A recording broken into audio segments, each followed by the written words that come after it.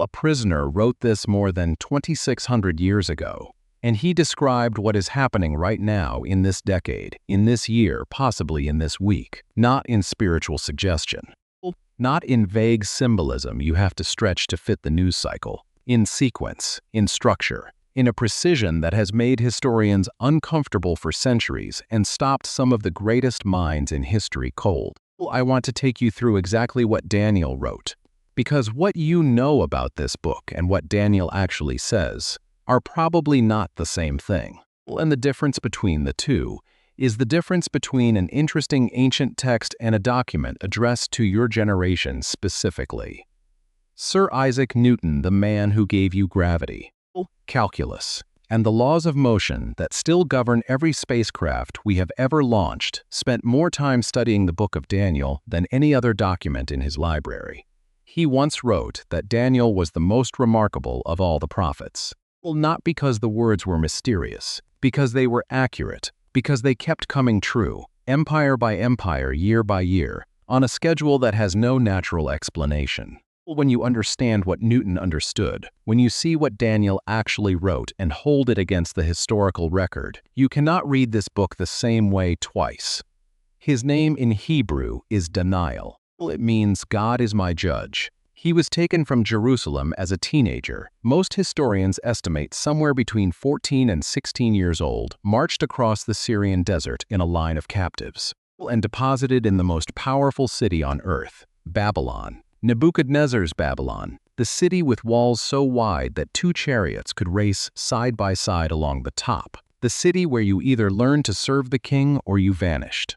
Daniel learned to serve the king, but he served God first. And inside those walls, in a language that shifted between Hebrew and Aramaic, he began to write down what he saw. He wrote about empires that you would one day know by name, but that had not yet risen. He wrote about a man who would declare himself God and try to change the structure of time itself. He wrote about an explosion of human knowledge, so unprecedented, it would become a marker for the final age of human history. He wrote about a resurrection, the clearest portrait of it in all the Hebrew scriptures. And then God told him to stop, seal the book, walk away. These words are for another time, not for yours. Daniel obeyed. He sealed the book. But the book is open now. And what is inside it looks less like ancient prophecy and more like this morning's news. Before we reach the final vision, the one that left Daniel physically ill for days, the one God explicitly told him to seal and not explain, we need to start at the beginning, because everything in this book begins with a dream that shook the most powerful man in the world to his core, and that man did not want to know what it meant. Nebuchadnezzar was not a man who admitted fear. He had conquered Egypt. He had brought the finest minds of Jerusalem to his court in chains. He commanded armies that had not lost a significant battle in a generation. So when he woke in the middle of the night, gripped by a dream he could not shake and could not remember, he did what powerful men do. He summoned his advisors and gave them an impossible demand. Tell me the dream and tell me what it means. If you cannot do both, you die. No one could. No one except Daniel in the dream. There was a statue, enormous, brilliant, terrifying. Its head was gold, its chest and arms were silver, its belly and thighs were bronze. Its legs were iron, and its feet, you need to pay close attention to the feet, were partly iron and partly clay. Daniel told the king what each section meant. You are the head of gold, he said. You are Babylon, but after you a second kingdom will rise inferior to yours. After that, a third. Bronze, ruling the whole earth. Then a fourth, strong as iron, crushing and breaking everything before it. And the feet, a kingdom divided, partly strong, partly fragile, held together by pressure. Never by unity. You already know how history answered this. Babylon fell to the Medo-Persians. Medo-Persia fell to Alexander of Macedon, the most extraordinary military mind in ancient history, and his Greek armies. Alexander's empire shattered into 4 pieces when he died at 32. Rome came with iron legs, exactly as described, and crushed everything it touched for 5 centuries.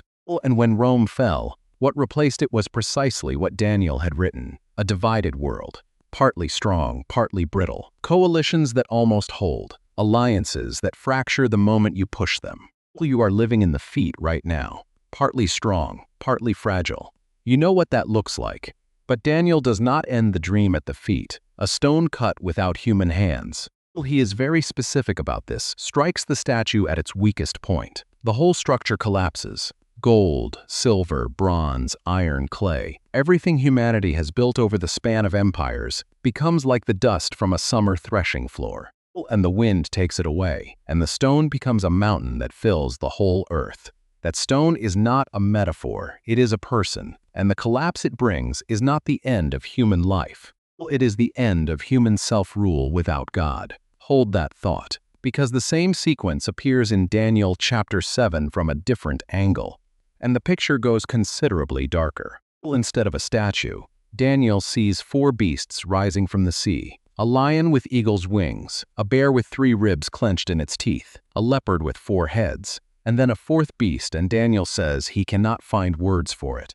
It is terrifying beyond measure. It has iron teeth. It is different from all the others. And rising among its 10 horns, a smaller horn appears. It uproots 3 others. It has eyes like a human.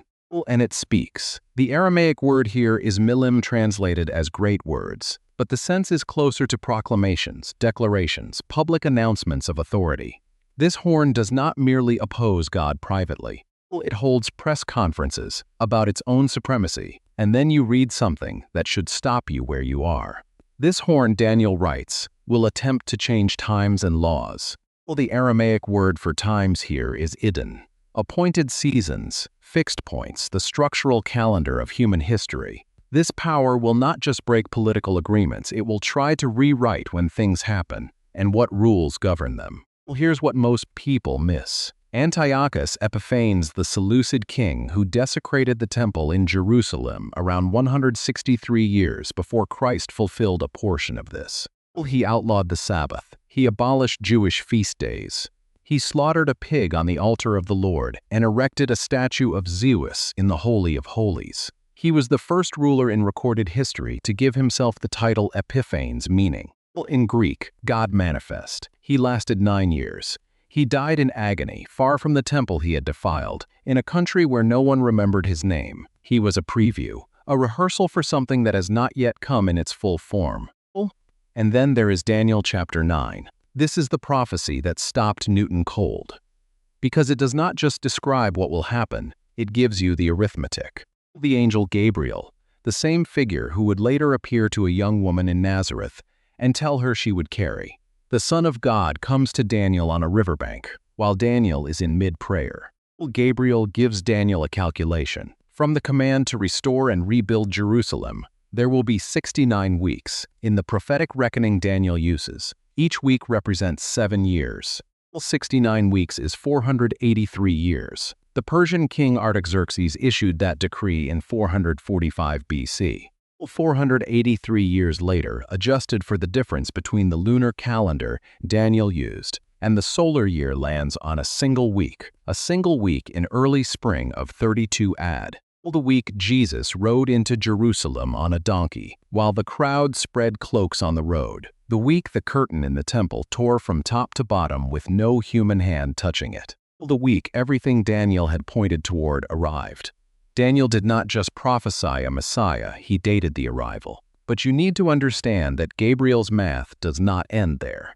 After the 69th week, Gabriel says the Anointed One will be cut off. Certain events will follow, and then a gap, a deliberately unspecified pause in the sequence, and then the 70th week begins. A final 7-year period, and inside that week the abomination of desolation will be set up one last time, again because Antiochus Epiphanes set it up once as a preview, and Jesus, in Matthew 24, says, "When you see the abomination of desolation that Daniel the prophet spoke of standing in the holy place, then let those in Judea run." He is speaking to people who would not be born for thousands of years. He is speaking to you, if this is landing for you. And I think it is. Don't stop now. What I'm about to show you next is what most people who open Daniel never reach, and it changes how you read every headline you have seen this year. Let me count what you have just walked through. A statue dream that mapped the next 26 centuries of global power. 4 beasts that tracked the same sequence from a more revealing angle. A mathematical prophecy that pointed to the exact week the Messiah would enter Jerusalem. and a gap deliberately left open in the arithmetic, where the final chapter of that calculation still waits to close. Well, these are not interpretations stretched to fit the first-century Jewish historian Josephus, not a follower of Jesus. A man with no motive to inflate Daniel's reputation wrote in his Antiquities of the Jews that Daniel was unique among all the prophets precisely because you could verify him. He named events before they happened.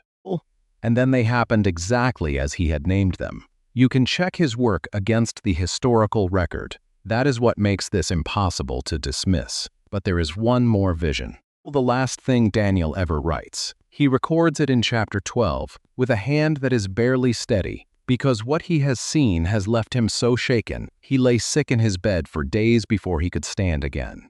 This is the vision God told him to close up, to seal, to set down without explanation for the generation that would have the signs to read it by. We are going to open that vision together.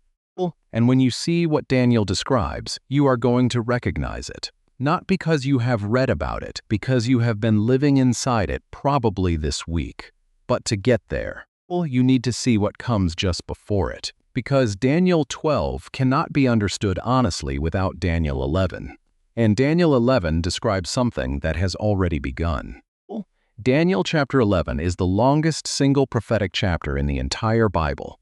65 verses, it traces a sequence of wars between two powers Daniel calls the king of the north and the king of the south.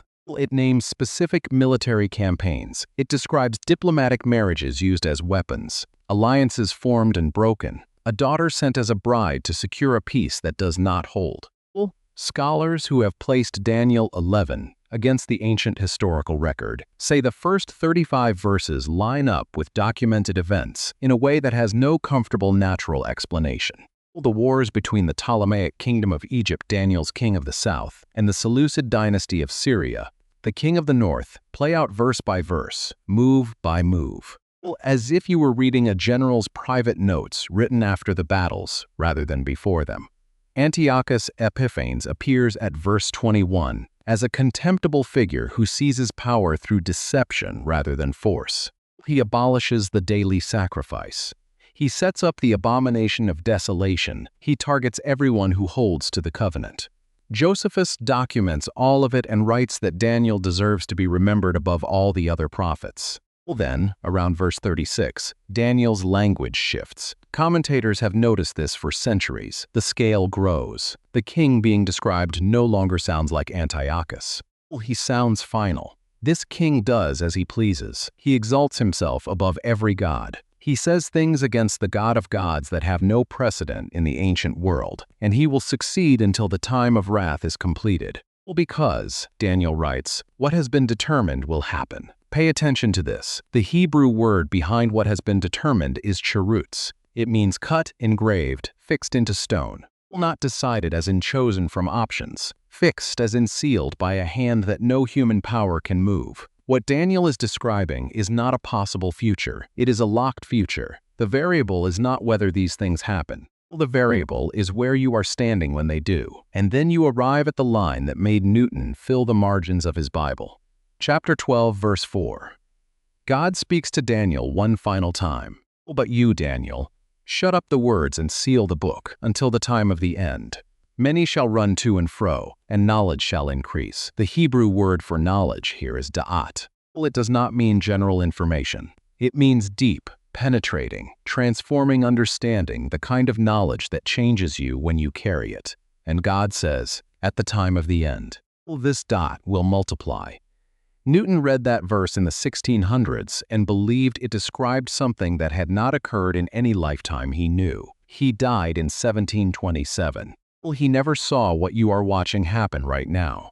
In 2022, artificial intelligence passed board-certified physicians on medical licensing exams. In 2023, it passed the bar exam in the 90th percentile. In 2024, it solved protein-folding problems in biology that had blocked research for 50 years, the knowledge base of humanity, which took millennia to reach its first doubling, now doubles roughly every 12 hours. You are living inside a dot explosion that has no precedent in the entire recorded history of the human race. Many shall run to and fro.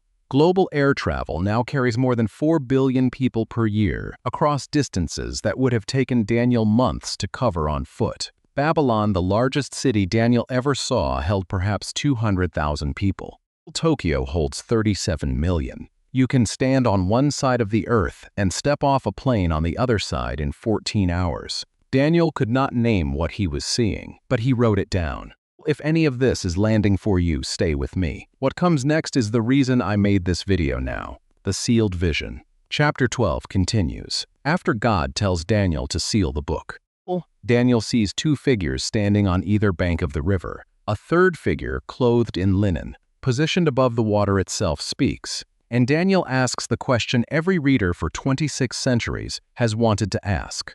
How long until all of this is finished? The answer is a time, times, and half a time. 3.5 years. Daniel still does not understand. He says so directly, he tells you in the text that he heard but could not comprehend. So he asks again, and the figure in linen says, "Go, Daniel. These words are closed up and sealed until the time of the end. Many will be purified. The wicked will continue to be wicked. None of the wicked will understand, but those who are wise they will understand." He was not being pushed aside. He was being trusted with a letter addressed to someone else.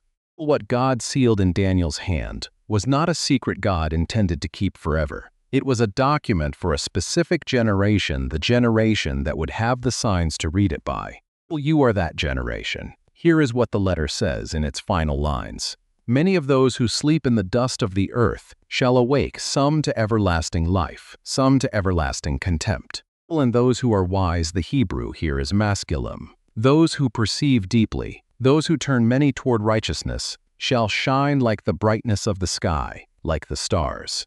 Forever. That is the closing image of a man who spent his entire adult life in foreign captivity, who never returned to Jerusalem, who watched everything he loved reduced to ash, who served 4 kings and 2 empires, who was thrown into a pit of lions and walked out without a wound, and whose response to everything he had seen, suffered, and been told to seal without explanation was a resurrection. The brightness of stars. You need to sit with that for a moment. Let me give you 5 names Daniel threads through these final chapters. Nebuchadnezzar, the most powerful man in the ancient world, who spent 7 years in the fields eating grass like an animal as God brought him low, and who lifted his eyes to heaven at the end of those years and praised God with words no Babylonian king had ever spoken. Belshazzar, his grandson, who watched a disembodied hand write judgment on the wall at his feast and was dead before sunrise. Alexander the Great, never named in Daniel, but described in chapter 8 with unmistakable precision as a goat from the west with a single great horn, crossing the earth so fast that his feet do not touch the ground, who conquered the Persian Empire in 3 years, and was dead at 32. The empire split into 4 parts, exactly as Daniel had written. Antiochus Epiphanes, who called himself God manifest and died in agony, delirious and alone, far from the temple he had defiled, and Daniel himself shone more than any of them, understanding less than he wanted to, and trusting anyway. Here is the connection I want you to carry out of this video. In recent years, neuroscientists studying anticipatory dread have documented something remarkable. The weight of knowing what is coming, when you can see the shape of suffering before it arrives, activates the same neural pathways as the event itself. The body cannot reliably distinguish between the dread and the reality. In a measurable physical sense, you can suffer the future before it happens. Daniel suffered this way. He felt the weight of what he had seen. He wept. He fasted. He lay ill for days. He did not understand everything he had written. He was told to seal it and trust, and he did not know who would eventually open the seal or when. And then he got up. He went back to his window, the same window where his enemies had watched him pray. Hoping to catch him breaking the law, he knelt. He prayed facing Jerusalem 3 times a day, even when it carried a death sentence. He lived every remaining day of his life as a man who believed the last chapter had already been written. Because it had. Because it has. What you are watching right now, the acceleration of knowledge beyond any historical model, the fracturing of global coalitions, the rising of voices claiming authority over what is true and what time it is, Daniel saw it. He wrote it down. He was told to seal it until the generation arrived that would recognize the signs. Well, you are alive in that generation. The seal is broken, and you are reading his letter right now. 3 things before you go. First, Daniel's prophecies are not poetry dressed as prediction.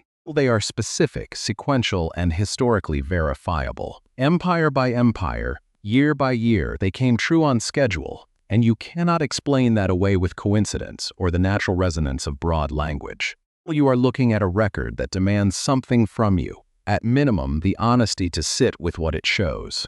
Second, if the earlier prophecies came true to the letter and the historical record says they did, then the ones still ahead of you are not metaphors.